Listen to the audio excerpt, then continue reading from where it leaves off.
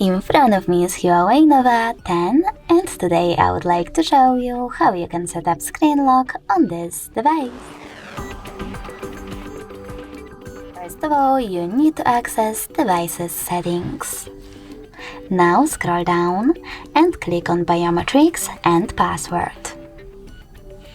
From here, you need to click on Lock Screen Password and then click on Change Unlock Method. From here, just click on the best one for you: 4-digit PIN, custom PIN, pattern or password. I will go with pattern. Now you need to enter your login method and then repeat it in order to confirm it. After that, select Done at the bottom right corner. Now you can select Add in this pop-up and add your fingerprint right away. I will go with Cancel though. So now when I turn off my screen and then turn it back on, as you can see, pattern is now required.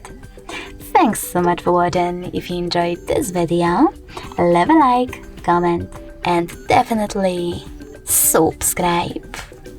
Bye!